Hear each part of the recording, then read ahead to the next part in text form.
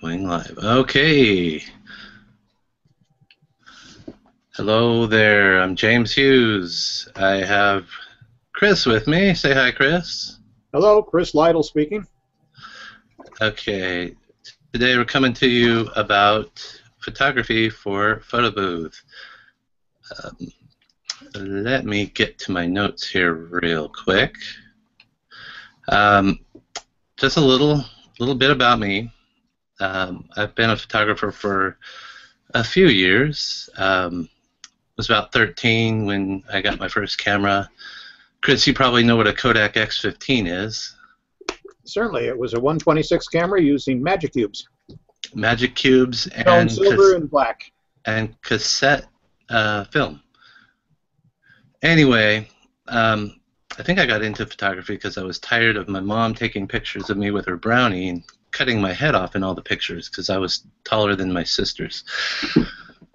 I have a degree in photography, in graphic design. I started out in high school with I was on the yearbook. Since 2000, I've been teaching. I got into teaching by accident. I had a design and photography business in Ontario, California, not Canada, and I was asked by a private college to teach a graphic design class, and I said, well, I'll give it a try. It was a little bit slow, and I wasn't adverse to it. And I had one student, his name was Derek, who had great hand skills. He had drawn a bunch of cars and wanted to put them into the computer. Well, I was teaching the advanced graphic design class, and he should have known how to make a selection by then, but I guess he didn't. Showed him how to make a selection in Photoshop, and his eyes got as big as silver dollars, and he was like, oh, he was real excited. Came back 24 hours later, had 12 pictures that he had completed in Photoshop that he had scanned, recreated by making selections, drawing, filling, and they looked amazing. I just looked at him and went, Derek, you didn't get much sleep last night, did you? And his response was, no, but it's so cool. Well, that was pretty addicting, and that was 14 years ago. So took the CBEST, started subbing, eventually got a job teaching photography, and the rest is history. Now, I have a little thing I want to follow along, and I'm going to see if I can share it to Google Docs, see if I can find it. You'll have to bear with me. I'm a little new here on, there we go, Google Drive.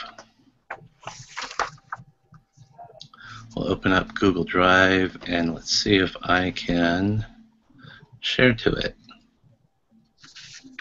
Create shared notes. Upload.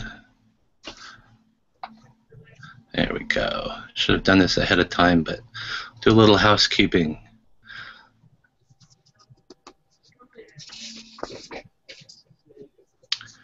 Okay, there we go. Chris, this is a little bit different than the one I sent you guys yesterday. Modified it just a little bit. But I'll upload this, and if you guys want to download it, we can kind of go we don't have to go point by point, but kind of keep on task of where we're going. There we go. There it's showing up. Let's do that. Okay. We're on the step 2. Know your camera. Well, I teach high school, and so I can't use RTFD. We use RTDM. Read the darn manual. And whether you shoot with a Canon, Nikon, Olympus, Sony, any of the new cameras, they all come with a pretty decent manual. And I have my students go through the manual to, we use it for vocabulary, but we also use it for a little bit of instruction. it's kind of dry, and sometimes it's a little technical, so you may get stuck a little bit, but okay.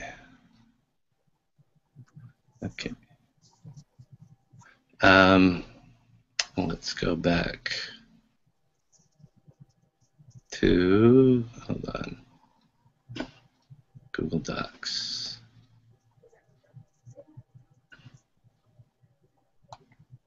What happened there? Okay, let's go. So go back here. Okay, so read the darn manual. Let's see. We're gonna share something out here. Not webinar. Hold on a second. Let me get that open. I thought I had it. Had a little bit with the computer. Come on. There we go. There we go. Let's open up the manual. If you go to the websites, I downloaded the manual for the Canon T3i. That's what I use in my photo. It's in our class we actually use the T3. The only difference, well, there's a big difference, but other than price, it's different megapixel.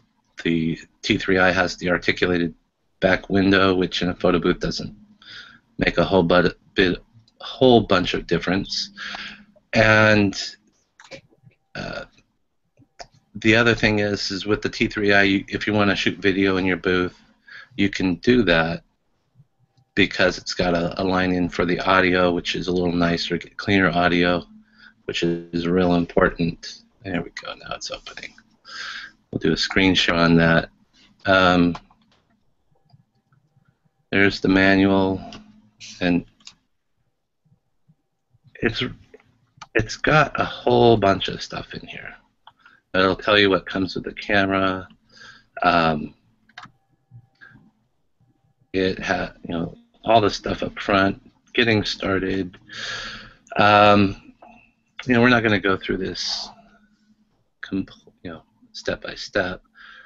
What we'll do is we'll go to, let's see, we'll go over exposure modes. Now, most of you, well, I'm not sure how many of you are shooting in manual. I've heard a lot of different things on Facebook.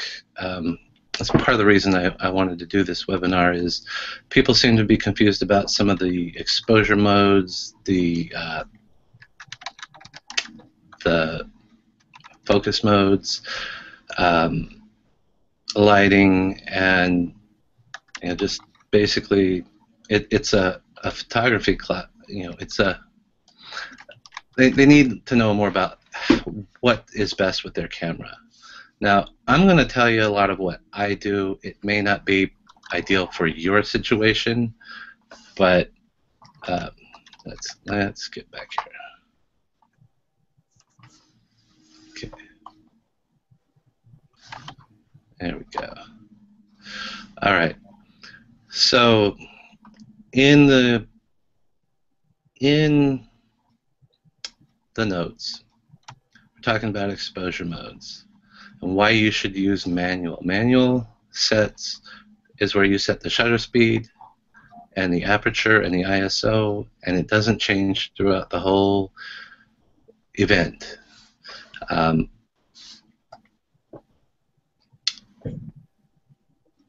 This to me is the optimal choice for photo booth.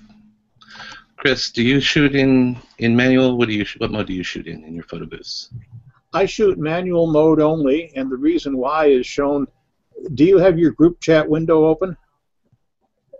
Okay, when you're not shooting no. manual, the camera doesn't know what's going to happen when the flash goes off in any of the other modes. So what happens is you end up with gross overexposure. The camera's trying to choose a lens opening and shutter speed that are appropriate for the amount of light that's there, and that light changes when the flash flashes.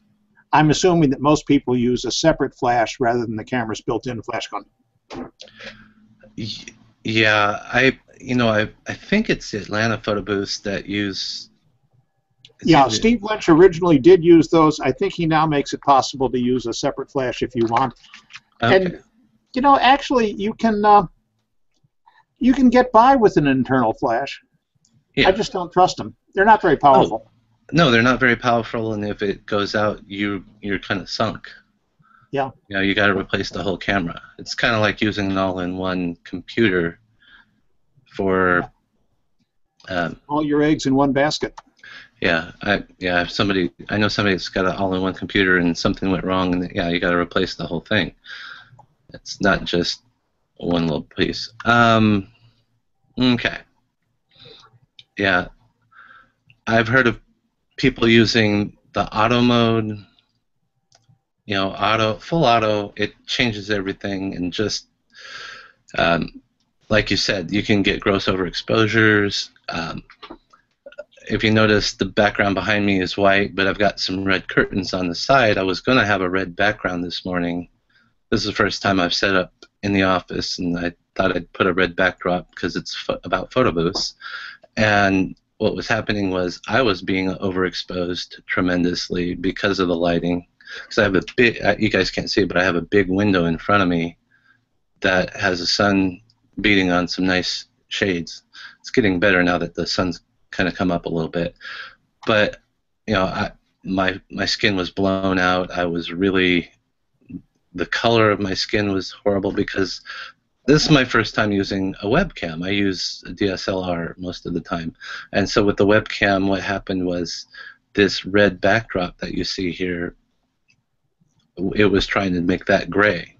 It was trying to make that a medium, and it's a dark red. So when I put the white background, it really helped out my flesh tones. You can actually see how bald I am. Before it was just it was kind of pasty. But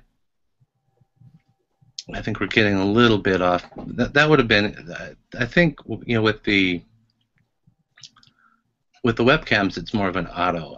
I'm not real familiar with those, so we're going to speak mostly about DSLRs. Program mode.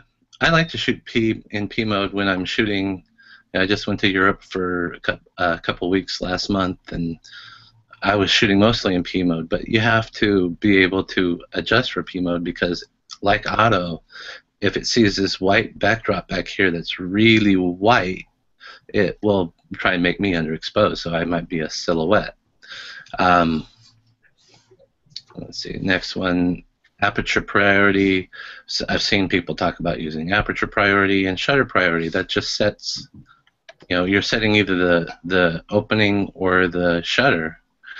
I don't think I'd ever shoot shutter priority in a photo booth because, especially if you're using flash, because when you're using flash, the shutter speed really doesn't have a whole lot of control over what you see, what you get.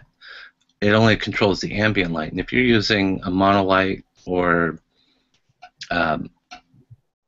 speed light, you're going to get a lot of light coming at you, and coming out of that device, and the ambient light really isn't that much. Has that been your experience, Chris? Yeah. If you are letting the camera make the choice, it's going to make the wrong choice unless you're using you could use one of the through the lens metering flash guns, but we're mostly not doing that. We're mostly using and in my particular case, in my booths, we always use a separate flash gun, and the camera doesn't know it's going to be there. So for that reason, if you're using a separate flash gun, except in the rare case that it's something like a Canon 580, which has measuring of the light through the lens during the exposure, you don't want the camera to be making those choices for you. You want to set the white balance yourself, because otherwise when you've got a red curtain behind James, his face will be pushed towards the cyan, that kind of bluish green color, the complementary color. So your white balance has to be manually set to the type of light source that you've got, not the color of the subject, but the color of the light. and your shutter speed and lens opening have to be manually set, and your ISO has to be manually set. Fortunately, it's basically a one-time setting. Yeah. Yeah, that's been my experience. That's why I like shooting manual, is because it is a one-time shoot. You know, you set it and just, you know, in manual, in a photo booth, you know, the people aren't going to be, they're going to be in about the same place. The light isn't going to move, the camera isn't going to move, so you're pretty safe in setting it in manual. Now, we were talking a little bit about white balance. I'm going to kind of jump around. We're going to skip C and come back to it. That was autofocus versus manual focus, but we'll go to white balance. White balance, if you're using, if you're using a flash, like a flash gun, like, I've got a Canon, like you said, this is an older one, it's a 550, or if you're using a monolight, I've got an Adorama. This is what I've used in some of mine. 60, 70 bucks, works really well. I've had a little issue with some of the second one I bought. It started to blow the fuse, but I just put slow blow fuses in it, and I haven't had an issue with it since. That was 2 or 3 years ago, so it's been pretty solid, rock solid since.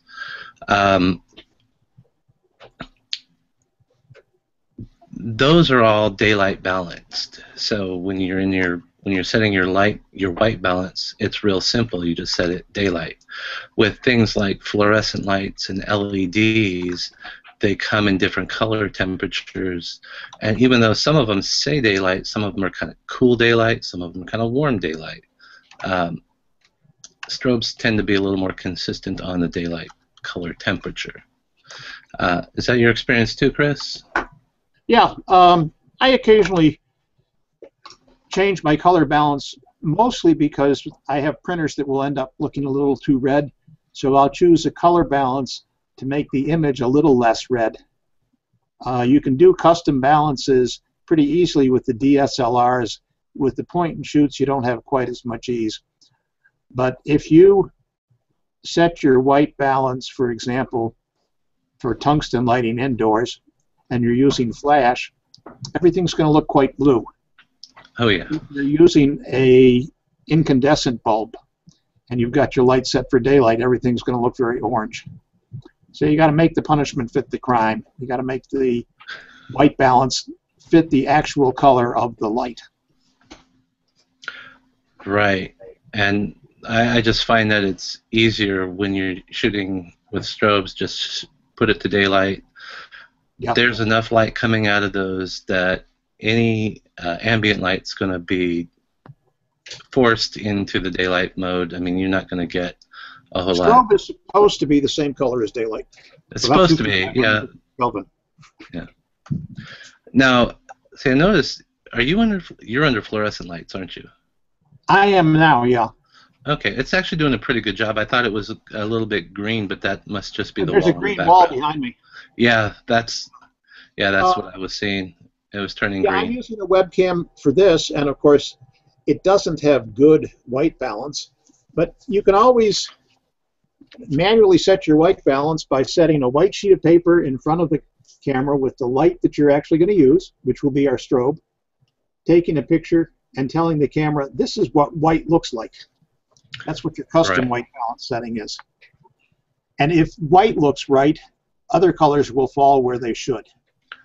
Right. Now, when I used to do portrait work, what we would do is we would shoot a gray card. Now, I have an old gray card. You can see it's kind of got some spots on it here.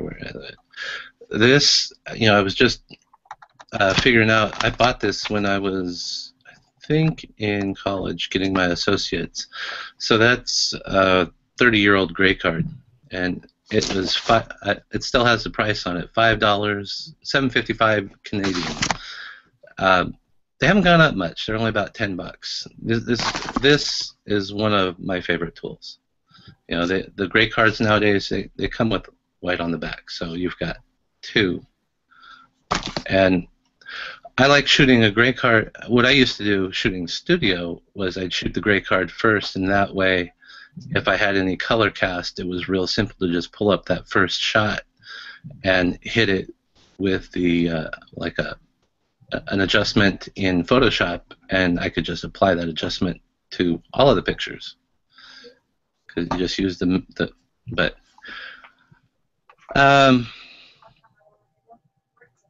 So let's go back to autofocus versus manual focus. And this has been a debate. Some people say that it slows down your photo booth, and it will take a second for your camera to focus. I like using autofocus, so I'm gonna say that I'm for autofocus. The only thing is if you're doing autofocus, you got to make sure you have enough ambient light for the camera to focus. If you don't have enough ambient light, you're not going to get a good focus, and it may delay. It may actually prevent the photo booth from making the exposure. So, do you use auto or manual, Chris? We generally use auto. We generally use point-and-shoot cameras rather than DSLRs, where they don't have the heavy moving lens. I think that with DSLRs, manual makes a little more sense, but I haven't found autofocus to be a problem. Some people feel it causes a delay, but I haven't found that problem. In point-and-shoots, it's a little bit harder to put them on manual focus because the way the lenses are. But yeah, my first. The other thing, go ahead. I'm sorry. The other thing about manual focus and autofocus, if you don't have a good, powerful modeling light, a continuous light that's on all the time, even when your flash hasn't flashed, that's what the autofocus needs to work well. Autofocus doesn't work well in bad lighting conditions. Right. That's what I was alluding to earlier. You got to have a good modeling light. I don't use the modeling light in the strobes that I have over here. I actually am using fluorescence, little curly Q fluorescence. Us too. Yeah. In my first booth, I actually had a 2-foot stick, a fluorescent stick, and that worked really well. You want a lot of light. You don't want to blind the people. In my second booth, I actually put 4 of the curly Qs. They were 100-watt curly Qs, and I ended up turning 2 of them off because it was just, with four of them, it was just really practically blinding them. But I like having the 4 in the box because if anything happens to the strobe, I can just turn the other 2 on and shoot continuous, or shoot with the modeling lights.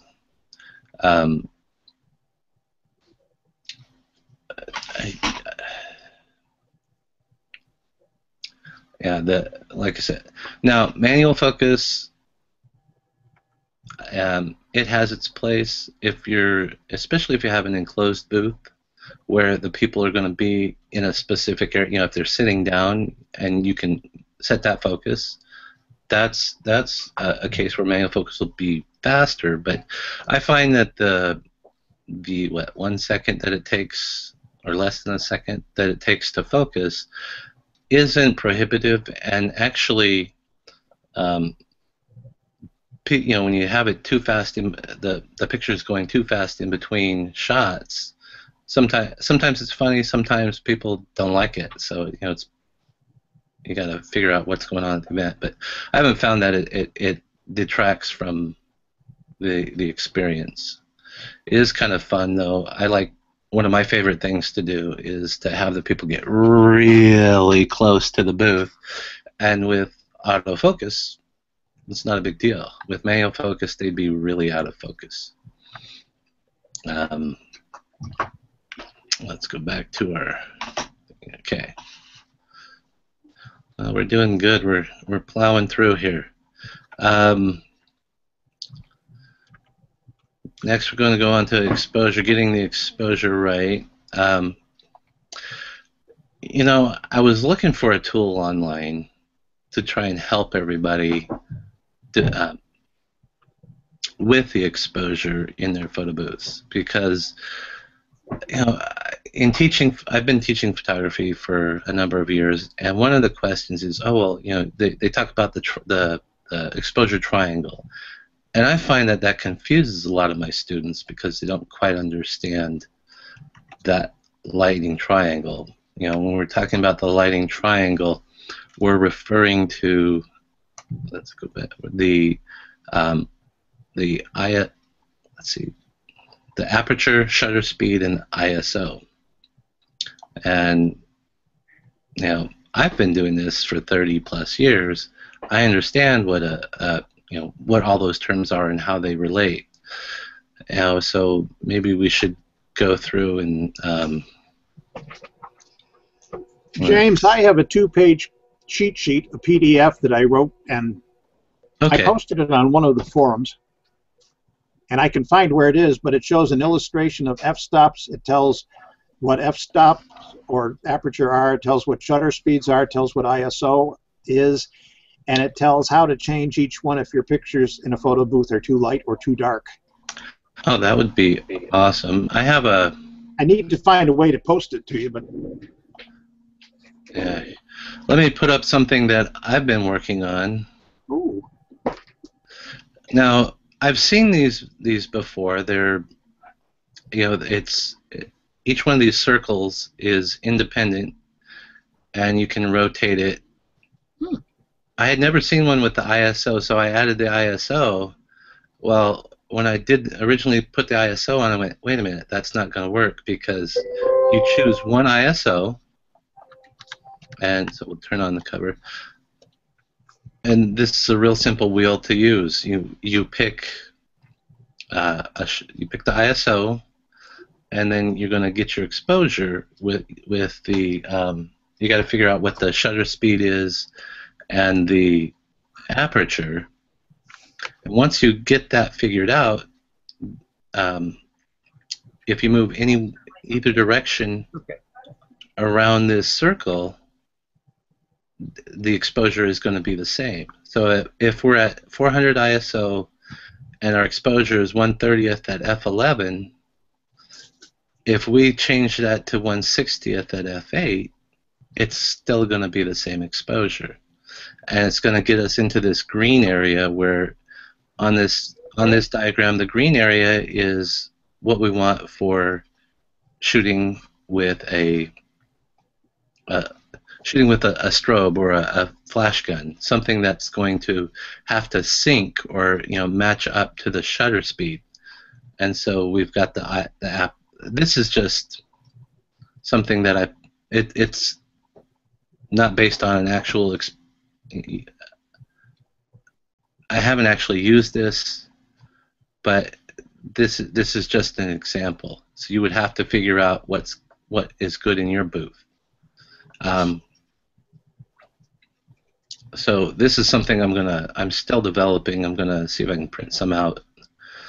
I have a die cutter, so I'm gonna try die cutting them. So make a little circular slide rule there. Yes. So well, let's see. So we can talk about a few of the things, like that was the exposure wheel, and what, you know, what's the relationship? I didn't explain that. In the exposure of a picture, you have the ISO, which is the sensitivity of the sensor or film or media to light. You have the aperture, which is the opening of the lens. The bigger the number, the smaller the hole. And then you have the shutter speed. That's how long the shutter is opened and closed. And these are measured in stops. And how would you describe stops, Chris? I always have a hard time explaining that to my students. Okay, f-stops are a measure of the size of the hole that lets in the light as a fraction of the overall length of the lens, the effective focal length of the lens. And an f number like f4 is the bottom half of a fraction. So at f4, the lens is open 1/4 as big as it is long. At f8, it's open 1/8 as big as it is long. So f8 is a physically smaller opening. It lets in less light. f4 is a physically larger opening. It lets in more light. You know, Chris, I've been teaching this for a while, and I've heard a bunch of different explanations, but that is by far the most understandable and best explanation I've heard. I mean, because it's a really technical. I've seen it where they've made it really look technical, and you're just kind of going, okay, I just take it for take it on fact that the bigger the number, the smaller the hole, and so. Yeah, it's because it's a fraction. Yeah. And it's the denominator. Right. Well, but when we're talking about stops, you know, everything is determined in stop. It's just a unit of Ethically, and I don't know if it's true or not, f-stops go back to a device that would stop the amount of light coming through the lens. And old Waterhouse stops were actually a sliding device in the middle of the lens that had holes of different sizes instead of opening and closing. So you would push it along, and f8 would stop all but 1/8 of the light coming in, and f16 would stop all but 1/16 of the light coming in. And it's actually slightly more complicated because as the lens opening is getting smaller from side to side, it's also getting smaller from top to bottom. So we have to throw in some square roots there. That's why f5.6 lets in only 1/2 as much light as f4. Yeah, it's. You take a number that is the square root of 2, 1.4, and that's why each lens stop going up by an amount of 1.4, such as f2 to f2.8 or f4 to f5.6, doubles the amount of light, or halves the amount of light. Right. Well, I have an illustration for this that I have to figure out a way to share with you. Okay. If I can email it to you, and then you can post it if you like. I think if you move your cursor up into the window, there you'll get some icons on the left. Yeah, I just don't know where I've got that. Oh, okay. I think it's on a thumb drive, and I've got the this webcam posted or plugged into the USB port that I would plug the thumb drive into. If I can find which. I know I've got it at home. I don't know that I've got it. Okay, I don't know if anybody watching can see. I put up the what is it called? It's called the chat. I don't know if they can post questions. If you have questions, go ahead and please post them. Do you have anybody attending? I don't know the numbers. You know what? When I put that up there, the numbers disappeared, so I can't see. I know we were up to about 12 before we started. All right. Well, and what I was also talking about was when we're talking about stops, it's also a term that's applied to the shutter speed and the ISO, so that when we're moving, it's used as a unit of light or a unit of exposure, so that when you're like on that diagram, let's bring that back up.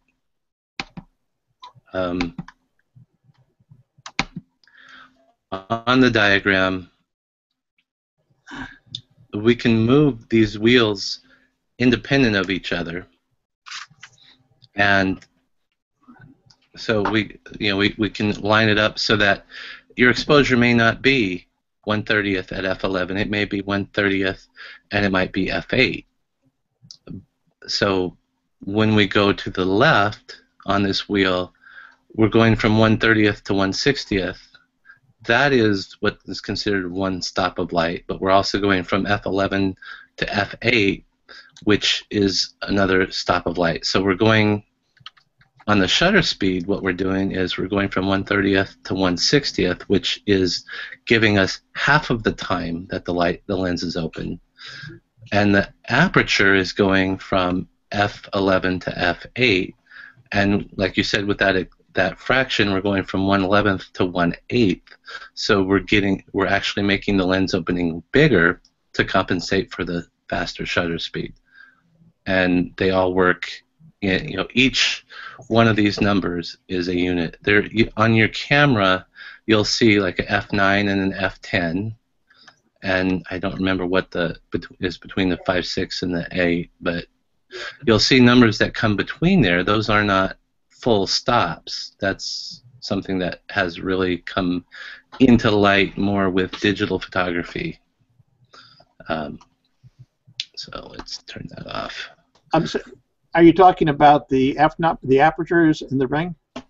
Talking about the apertures and the shutter speeds and the ISOs, how their relationship between each other is a 1-to-1-to-1 relationship. So if we set the ISO and shutter speed are linear, so something that is twice as big numerically is exactly twice as much light, or half as much light. However, the f-stops advance by a factor of 1.4, the square root of 2.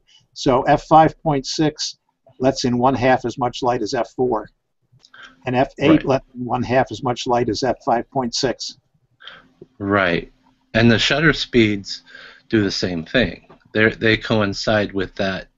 Yep. So that if you go one full stop on shutter speed, you need to adjust your aperture one full stop the opposite way, so that you maintain the same exposure. Now,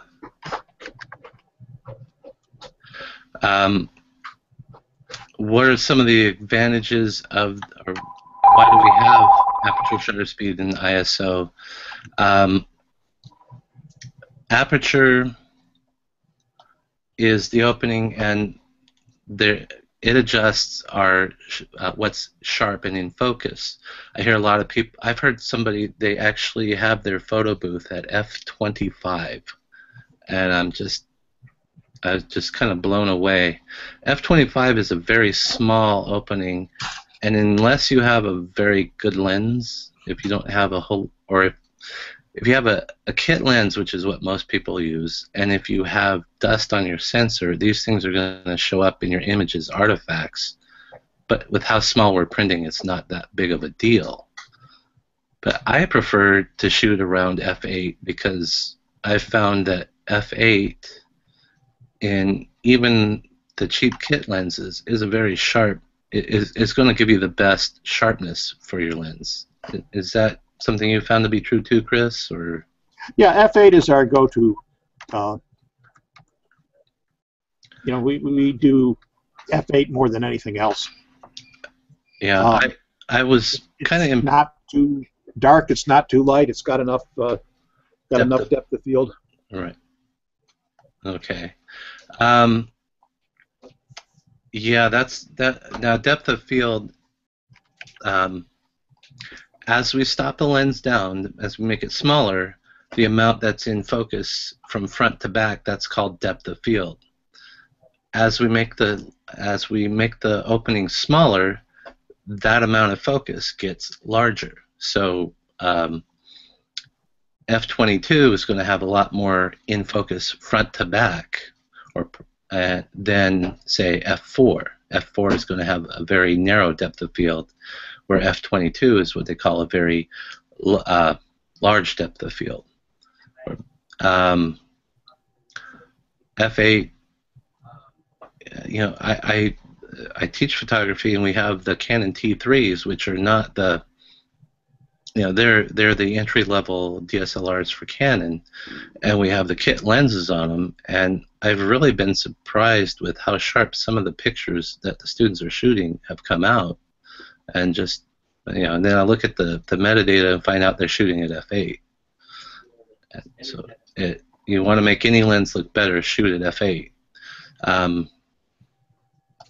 The other, let's see, that's the aperture. Shutter speed, that's pretty simple. Go back to our little demo here. If you look on the circle here, I've got 3 shutter speeds in the green zone. any slower than a 60th, and you tend to get motion blur or people moving because you're starting to pick up some ambient light in your exposures. Over 250th, and you're not going to get a full exposure because most cameras don't sync that fast. In fact, some of them don't even sync at 250th. Some of them it's 100th or 60. I know in the old days, film cameras, it was a 60th. You know, you shot, if you were shooting strobe, you shot at a 60th. That was the only setting it synced at or lined up with. If you shoot faster than the camera's highest synchronization speed, maybe the flash won't go off, and more likely what will happen is that you'll see only a partial exposure by flash and the rest will be quite black. Right. You can test it, but your safest, you know, if your camera will sync to 200th of a second, I like to leave it at 1/160th, so I have a little bit of leeway, just in case things are a little bit off. Right. And shooting the effective shutter speed is going to be the length of time that the flash is lit, so that even though you've got it set at a 60th or 125th of a second, the flash is probably only going to last a 1,000th of a second. It will freeze motion very well. Right. That's why I like to keep it. I'm with you about a 1/60th, 1/200th. I like to keep it up towards that side, just because it helps to drop out the ambient light. Depends on where you are. We've used our booth outside with in the direct sun, shooting. Just drop the ISO to 100, and we did the typical daylight exposure. We were shooting a little over 1/200th at f8, but it worked really well.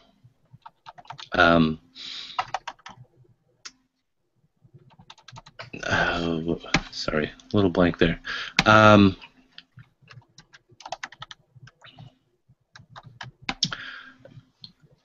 So that's the aperture and shutter speed. The ISO, the important thing to know about the ISO is you can go all the way up to 6400 on most cameras, and printing really small, it's not going to be that bad, but if you look at those pictures later, you're going to go, wow, why did I do that? In the old days, when we'd push film to, you push film to 3200 or 6400, you had to develop it longer, and you would get what they call grain. The grain would be more pronounced. Nowadays, it's digital noise. I like to use the ISOs between 200 and 400. That way, you get enough light, but it's not going to be so. Your ISO is not so high that you're going to start introducing the ambient light, especially if you're at a bar or something that's got LED lights. Those will tend to start to show up if you're shooting at too high of an ISO or too slow of a shutter speed. What ISO do you use, Chris? Generally 400. Yeah, 400 is a good go-to. Yeah. We use Alien Bs, which are an electronic flash that has an adjustable output. If I'm using ISO 400 and f8, I can usually dial that down to about 1/4 power. It recycles faster. The flash is ready to give a full power flash faster by only using part of the power, and I figure that they'll last longer that way too. Yeah, you're not giving them a full shock every time. Yeah, that's a good way to do it. Now, okay, so we've covered ISO, we've covered shutter speeds, we've covered f-stops. One thing we haven't mentioned so far is image size, and our cameras are capable of making pictures from very small, 800 by 600 pixels, up to, in the case of a T3, a 12 megapixel image. I've seen people bragging about how many megapixels they are delivering in their photo booths, and it's a crock because you don't need it. You're making prints that are 2 inches wide at 300 dots per inch. That means you actually need an image size of 600 pixels wide. We generally set our cameras to a small or medium setting because it generates enough detail to fill up the screen, and the files are small enough that our software can process them quickly and get that picture sent to the printer. Right. That's an important thing is image size.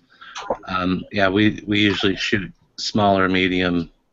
With a T3i, I think we're shooting the small fine, and that's plenty. I mean, any more than that, and you can overload your computer. Your software works a lot faster, like you said. It doesn't have to work so hard to process it. It spits out that image quicker, and there really is no benefit unless you're selling pictures afterwards. But I don't think, I post my pictures up and they can download them for free. I don't have any post sales. I would rather them come to my website to download or send their friends to my website to download.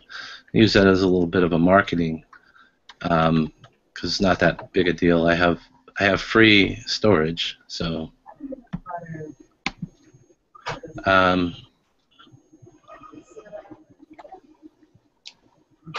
yeah. Oh, so do you sell pictures after the fact, Chris? I'm sorry, would you say that again? Do you sell pictures after the fact? Very few.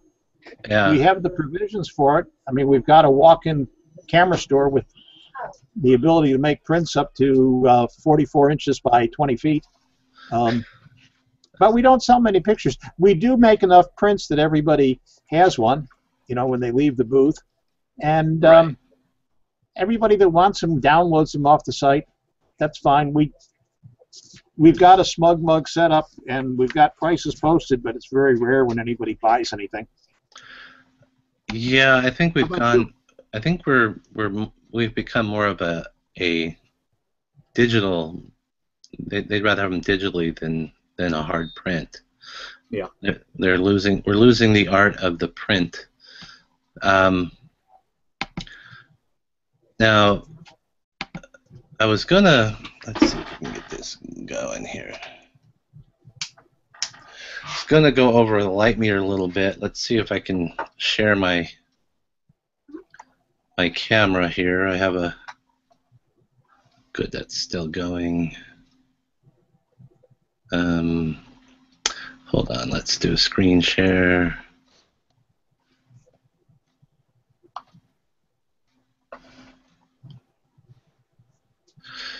There we go. Can you? Let's see. Do you see me? See your shooting menu. Do you see the remote live view? No, I'm seeing the menu, but not the live view. Oh, okay. Hold on. Let's try it again. Oh, there it is. Okay. Yeah. So here we go. We've got a. It's kind of a drag. I guess it doesn't share both. Okay. This is a software that comes with the Canon camera, which is really nice. We can go in and we can adjust the shutter speed. See, as I'm taking that, it was at 100th. Now we're at a 60th. And if we look in the bottom right corner, we have our histogram. We'll do the histogram right now. If I put my gray card up here, let's put that so that it's covering. You will see that our histogram is about right in the middle. So that means that our exposure is pretty much right on. And you'll notice that it's kind of spiking towards the middle. There's a little bit over on the bottom right and a little bit on the bottom left. That's actually colors. It's the lights and darks. Now when I take it away, you'll see there's a big heavy spike on the left. That's my white background. And then this over on the right, that's the chair and my shirt. If I adjust my exposure, let's see. Let's put the gray card up because it's easier to see. If we go slower and we become overexposed, see our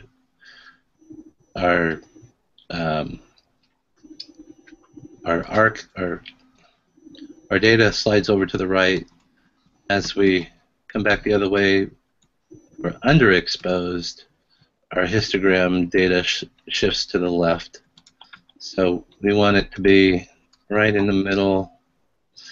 And I've got the ISO right now set to 400. I'm just using the ambient light coming in the window, and we're looking at an exposure of 1/40th at f5. So anyway, let's take the screen share off. Go back to our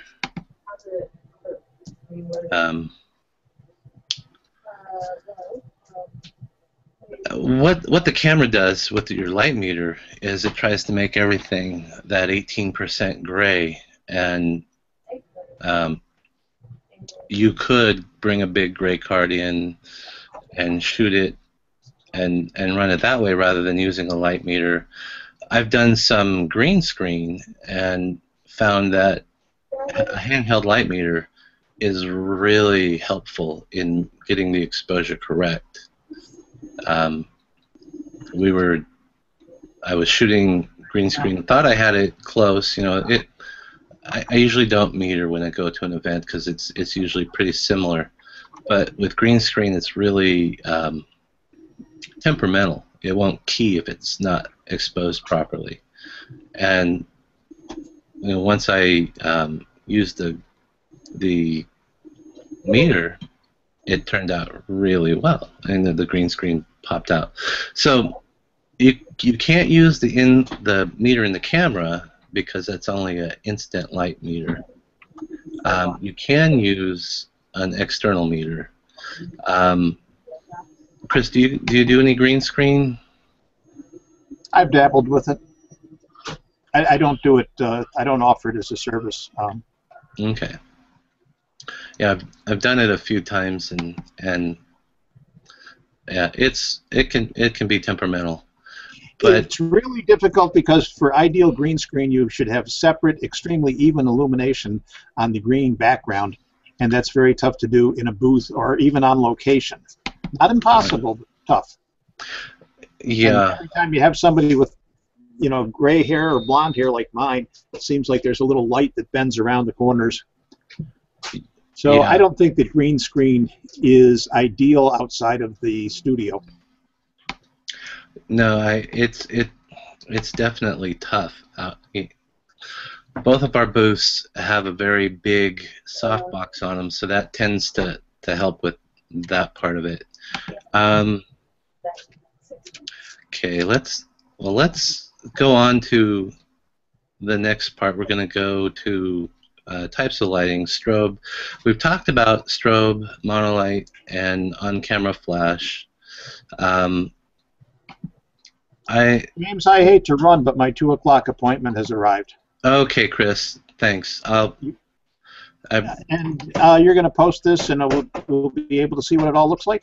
Yeah, it'll be up on Google. It'll be up on YouTube. So. And then I'll send you that that file. I appreciate it, Chris. Thank you, sir. All right, thank you. All right, well, now you guys are stuck with me for the rest of the event. We're going to go over this fairly quickly, wrap it up, see if we can keep this to about an hour. On our next thing, it was types of lighting. I use a monolight. Chris uses a monolight. Some people use on-camera flash. On-camera flash isn't bad, you know, or that's not the built-in flash. That's a flash that looks something like this. This is an old Canon 550. It's a workhorse. The only issue with using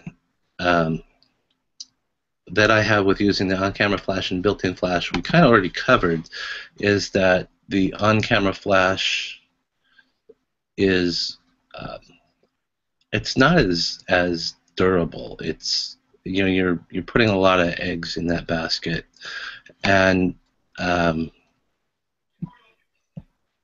turn that off. Oh, hey, Mark. Hey, how you doing? You finally saw me? Sorry, yeah. How long have you been there? Like a minute. Oh, okay. I just logged on. I'm kind of, you know, with being in a different time zone, it's a little hard for me sometimes to be in, you know, with what you want to do. So.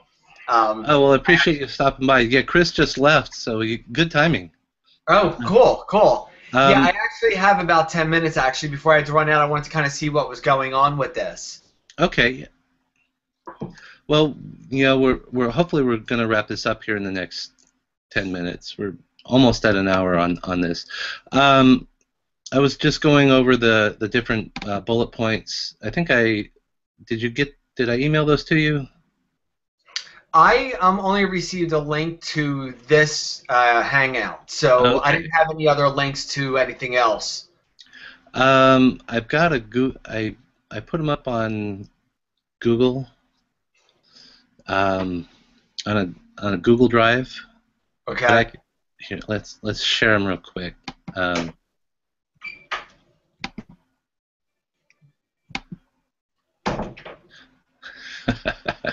Got a door opening and closing there. What we're doing is we're over here on number 4, the types of lights. We're just going over strobes and continuous, and we're just gonna wrap it up. Oh, perfect. Okay. So you've already done the entire webinar? No, actually, we've gotten down to number 4 out of the 6 or 7. Oh, okay. So we're at monolights plugins. I'm gonna turn that off. Be back here. So, in your boost, Mark, you use monolights, right? I do. Yes. I use the because I have an iPad-based PhotoBooth system. Yeah, iSit, which is the app that I developed. I'm really using continuous lighting, LED lighting, but I do use Alien Bees for my DSLR boosts. Okay. Now, what are you using for continuous light? Actually, I use LED strip lights that I got from this company called Super Bright LEDs. They're actually listed or rated as the brightest LED lights that are available on the market, and they are an adhesive-backed LED light, which is actually mounted on the inside of our photo booth ring. So it's actually a fixed light on the inside of the booth. But I mean, I'm sure you knew that or have seen that. Like, I'm coming out with the Inspire photo booth, a new system, and it utilizes those lights, and it's basically permanently mounted on the inside. Okay. I'm getting a little bit of bandwidth buffer there, but that's okay. Yeah, both my booths. I've built both my booths, and I use a monolight. I was showing everybody. I use the Flashpoint. Sorry, it's upside down. There we go. The BF160s. I've had pretty good luck with those. They're the second booth I built. I had an issue with them blowing fuses, but I just put slow blow fuses in. It's been a couple of years. I haven't had any issues since. It's really, when we're talking about the different types of light, on the for strobes, there's the monolights. There's the camera flash, which I was showing everybody, my ancient 550EX. Yeah. And then then you have, your built-in. Let's see if we can turn this on. I don't have the battery in it. Darn it. The built-in flash that pops up on the camera. I'm not a real big fan of the latter two. No. I like the strobes, because the monolights, because I've built big soft boxes. I mean, my soft boxes are like 2 feet wide and 1.5 feet tall, so they're fairly good sized.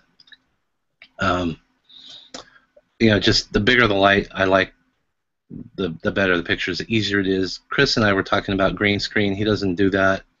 I've done a little bit of that, but I like the soft light from the monolight. I couldn't imagine doing that with the on-camera flash or the built-in flash.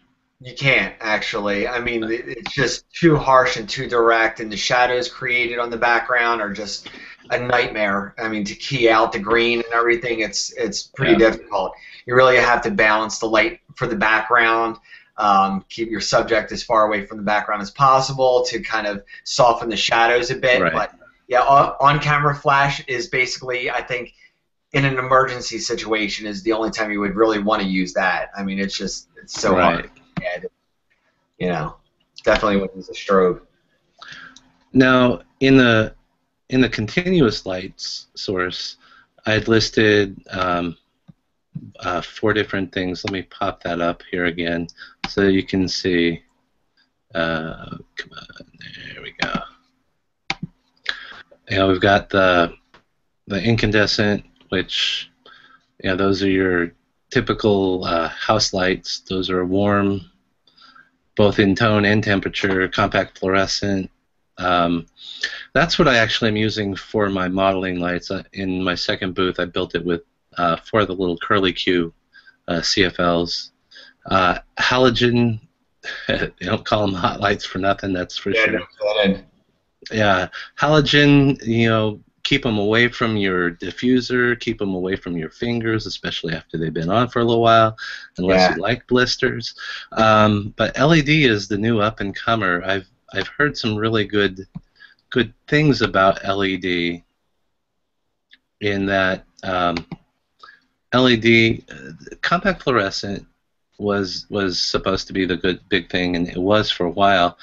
But in the light spectrum, it's not a complete spectrum, so you have holes. And I use the daylight balanced, so I haven't really noticed too much of that. But they say that the LEDs are more of a broad spectrum or full spectrum light, which is, and plus the fact that they use 1/10 of the electricity, and they put out a ton of light. And they're really bright. Yeah, and virtually no heat too. I mean, it really it doesn't give off heat like the halogens or incandescents can do. Yeah, very efficient. They are. Plus, there's a lot of LED lighting on the market through like B&H Photo and a bunch of different websites that are dimmable and adjust the color temperature. So there's a great one. It's called the Generay 7100, and it provides a super bright light, which is dimmable from 0 power to 100 with zero. There's absolutely no. As you dial down power on an LED, sometimes you get flicker. Right. This is just, it's flicker free. It doesn't, create any problems for webcam or iPad based type boosts, or even if you're using DSLR with constant light. But but this particular one allows you to adjust the color temperature too, so you can make it as cool or as warm as you want, and it's extremely efficient. I run it on some booths where I have a Canon NP 970 battery, and it literally will last for about 20 hours on full power. So I mean, you can literally go through 5 events without even changing the battery. And the power that comes out of it is just spectacular, and the light it's beautiful. It's really nice. So I like LEDs. I think they're really a very good choice. Out there. Yeah. Now you're a photographer and you shoot weddings too.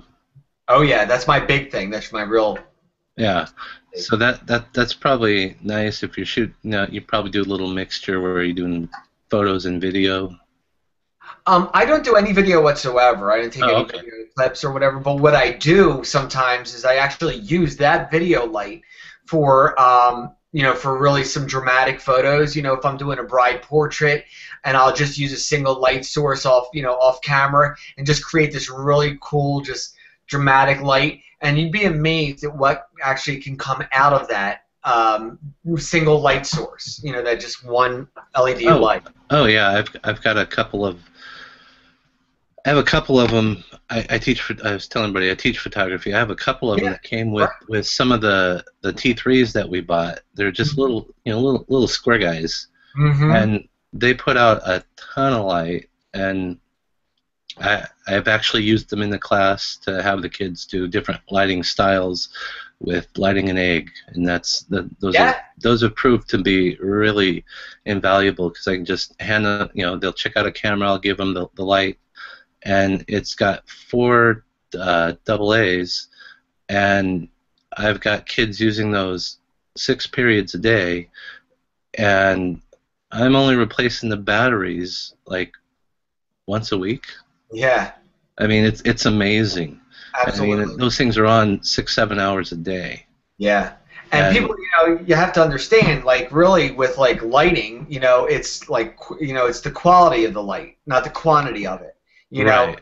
And like the experiment that you did with the egg. I mean, it's a small light source, but just so that you could show to your students, how shadows are created and, and that type of thing. Right. It's an invaluable tool.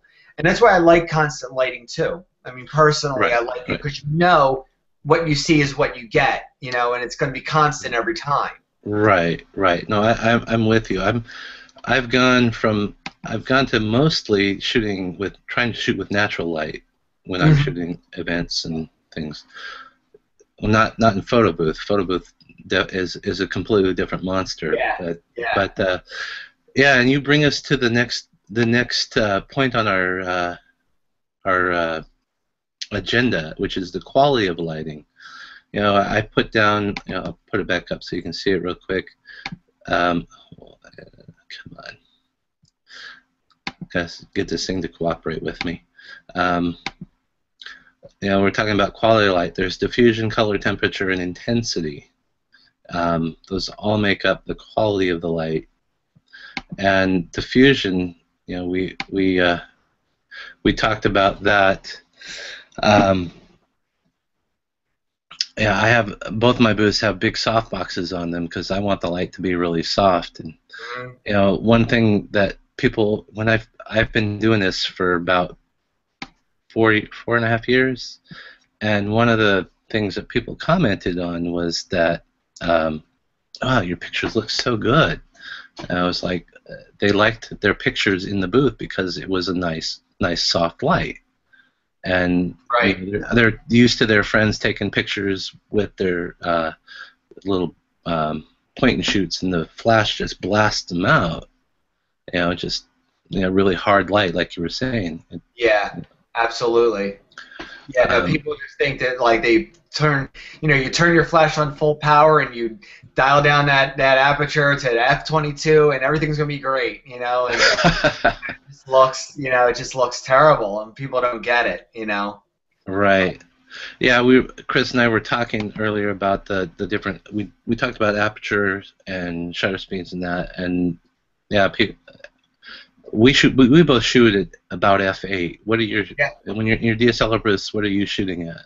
I'm actually right about there as well, f8 to f11 maybe, for the photo booths. Right. But because your subject distance is usually constant, and you're not getting like usually a lot of people in the foreground or in the background. You have like a certain span, a distance. An f8 to an f11 is just a perfect focal length for or a perfect aperture for getting everybody in focus. Now, are you shooting manual or autofocus? Oh God, everything manual for a photo booth. For a wedding, because you have to be in the moment and you have to capture things really quick, you can't manually focus. I always use auto for weddings. But for the photo booths, and everybody has their different philosophies on what they do. Some people are just like, I put the whole thing on full auto and just, pray that it all comes out. Or they're like, I'll put, certain things on auto. Well, that's what this is about today. Is trying to help them avoid that. Let's just put everything on auto and hope that everything comes out, because it usually doesn't. See, Chris and I both use the autofocus, which is him mostly because he's using point and shoots in most of his booths, but I like the autofocus because I like I said earlier, I like to encourage the people to get really close to the booth, and autofocus will track that. And I've got 4 CFLs in the booth. I actually turned 2 of them off after I built it, but so I get plenty of light for the autofocus. That's the thing with a booth. If your booth doesn't have enough ambient light, the autofocus won't. Exactly. That's big too. So yeah, I couldn't agree more. You know, a lot of people are like, you know, they'll post on a website or on a forum, oh, the camera didn't take the pic, didn't snap the photo, or things like that, and it's typically because it can't. If you have it on autofocus and it can't find it, it's going to miss it. You know what I mean? Right, because they don't have enough ambient light or constant light in their booth. Right. Yeah, so we both agree on that. And color temperature, we touched on that earlier. Know your light source, but we were talking about the different. With the strobes, it's pretty simple. You just put it on. You can just put it on daylight or strobe, because most cameras have both those settings. Yeah. And either one, they're somewhat interchangeable. There's a little bit of a color difference, but not enough that most people will know. Yeah. But when you're going with a constant light source, with LEDs, they're doing good about coming out with daylight balance. But are you using a custom white balance on yours? Actually, yeah, I do. Typically, what I'll do with mine, if I'm just doing like the iPad or a DSLR with a constant light and no flash, what I typically will do is I bought you could buy either like $5 for a pack of 4 or whatever, or $10, an 18% gray card. And not to get too like technical in the photography end of it, exactly. I didn't know you had one. There you go. Oh, we were talking. This one is probably almost as old as you are, Mark. It's 30 years old.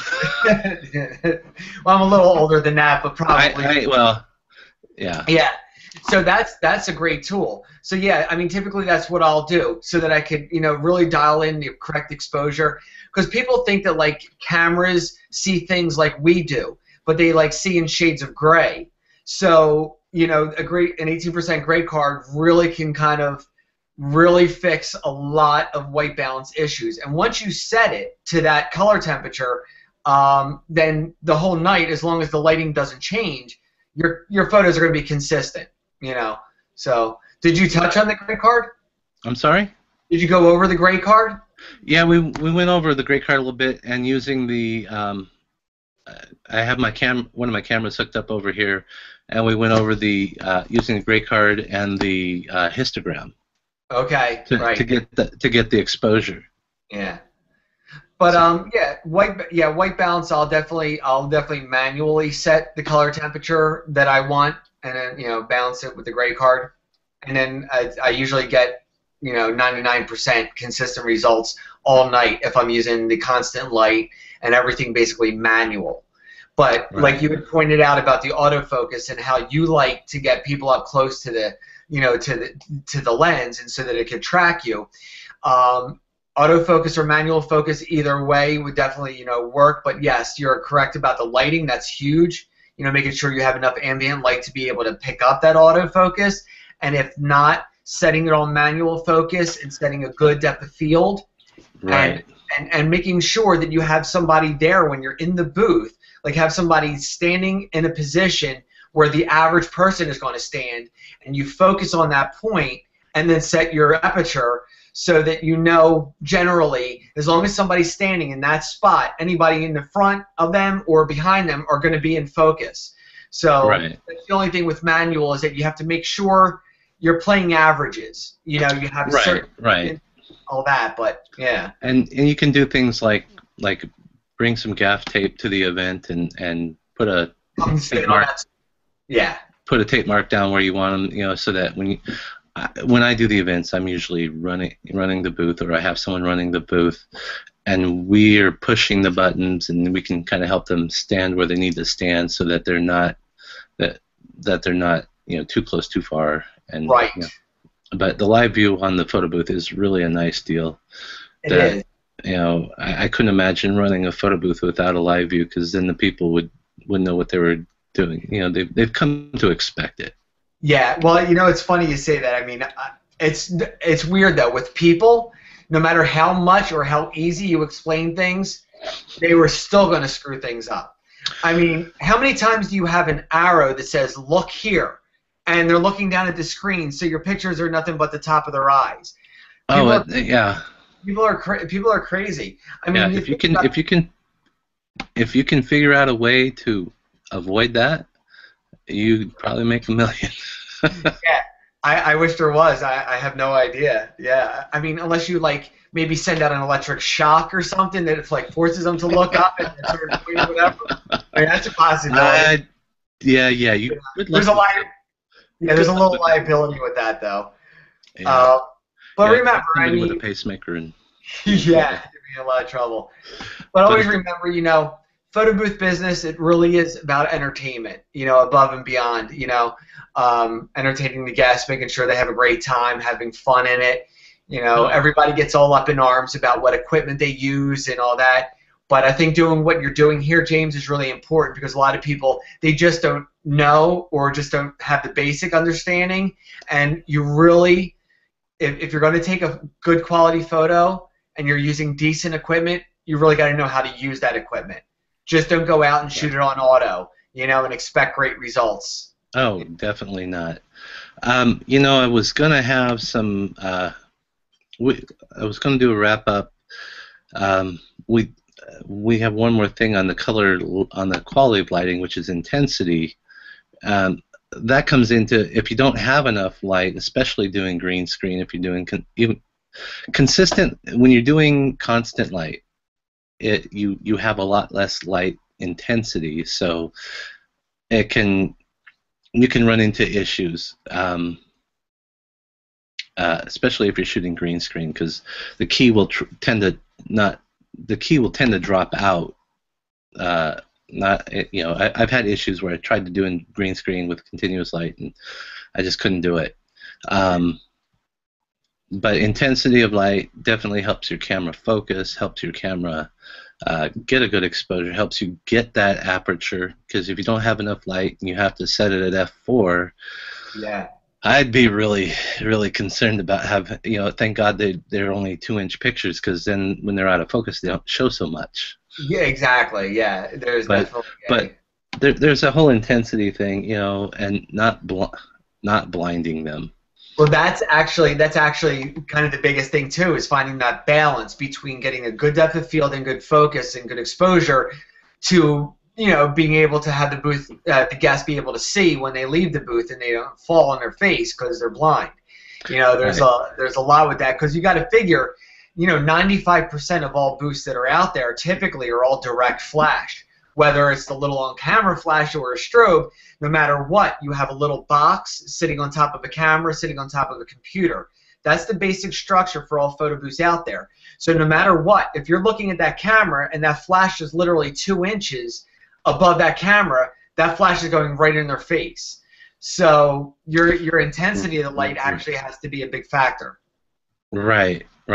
Because Chris was saying that he cranks his he's using the Alien Bs and he's using ISO 400, and so for most of his events, he's got the Alien B at quarter power, so it's not blinding them, but he gets good recycle time because he's only using a quarter of its capacity.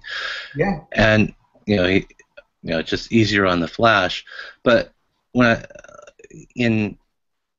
with your modeling lights, that's one of the things that I kind of had to work with on my second booth. I had 4 of the Curly Q CFLs that are 100 watts. So I had 400 watts of CFL in there.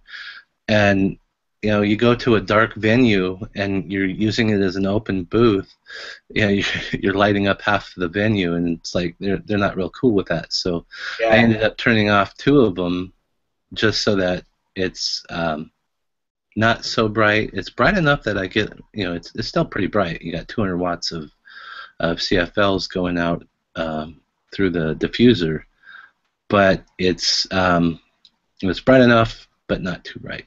Yeah, and that again, it all comes down to the balance too. Yeah. And that's another thing with open air booths, or open style booths, I should say. We don't we don't want them taking us down because we use their trademark name. Right. No, he's a cool guy. Actually, I met he's cool. Tim, he's a good guy. Okay. No, but the open style booths, anything that involves just the backdrop. I mean, that's one thing that you have to also take into consideration is the fact that you're at a wedding.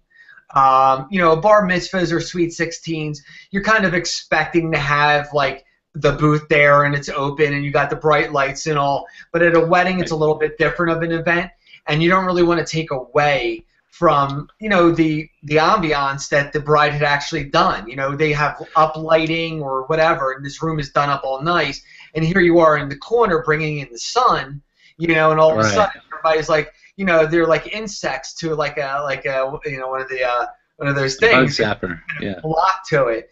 Oh yeah. There's definitely a balance is all. Yeah. You don't want to be popping the strobe and have the big old bright light during the father-daughter dance. Absolutely not. No, that's definitely huge. Big time. Absolutely. And that's why you always turn the photo booth, if you're doing open, I always say just make sure it's aimed at a wall. Wall, yeah, because otherwise if you're facing it towards the guests or towards the dance floor and that flash goes off, even still when the flash goes off, you're going to notice it, but it's not going to be as dramatic as if you have it facing direct.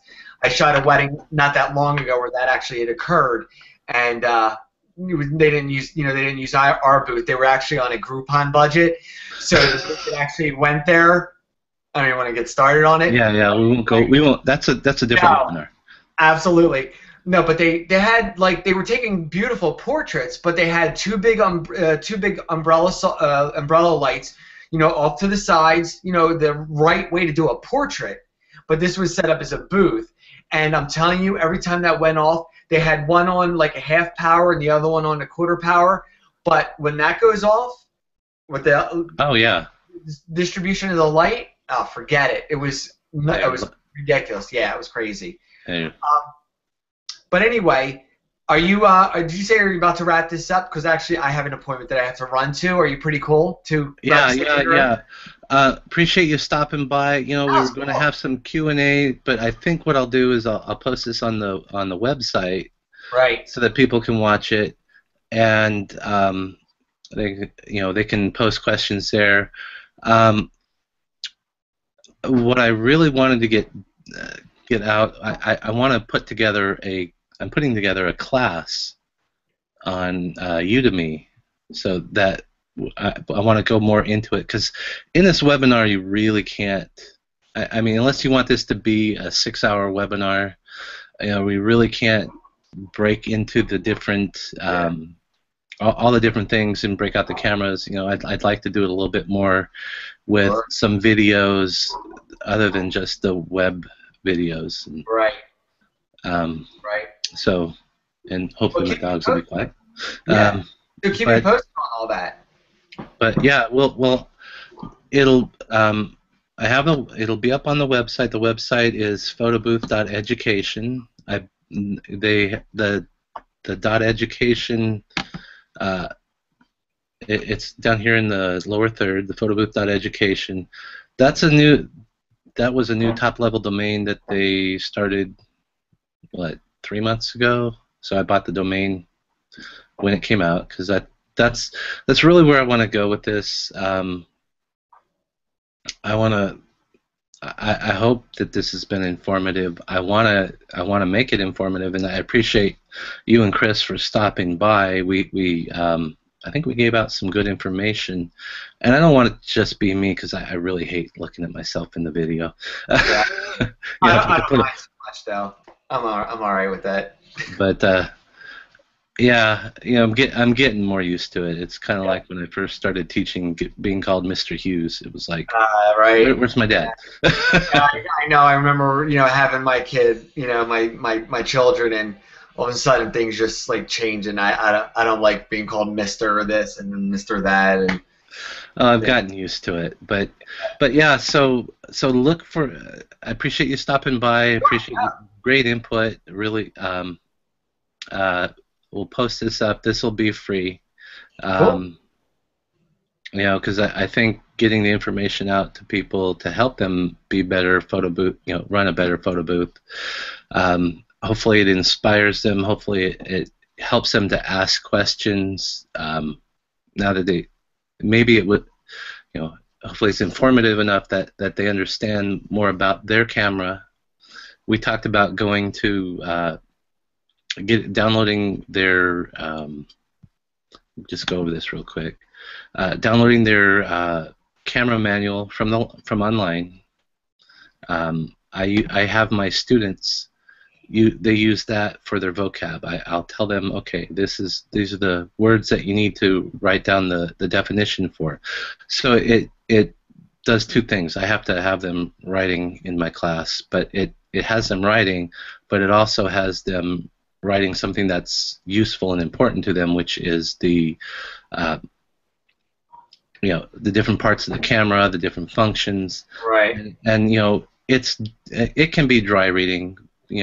Grab a beer, sit, have a seat, just leaf through it. Don't try and read the whole thing in one sitting, because someone will find you asleep in the corner. Yeah, right. And you'll spill your beer, so don't do that. But knowing your manual, read your manual, work on getting a good exposure. Pick a light source that suits you best, and just remember the most important thing in a photograph is light. Right. Not just the intensity, but the quality and the color. Yeah, absolutely. So, couldn't agree more. Absolutely. Awesome, James. You did a great job, man. I want to go back and look at the look at the whole thing. What I missed. Okay. I'm very curious about it and hear what you and Chris had to say. But thanks for letting me thanks for letting me be a part of it. And I'll look forward to maybe doing something again in the future with you. All right. Thanks, Mark. No problem. I'll talk to you later. All right. Bye-bye. All right. See ya. All right, and that's it. Let's go ahead and wrap it up. Thanks for joining. Go to the photobooth.education website. It's still being built, so it's not there yet. I'll post on Facebook when it's done. We'll get this up so that you guys can watch it again if you want. If you need something to help you go to sleep at night, this will probably do the trick. All right, bye-bye.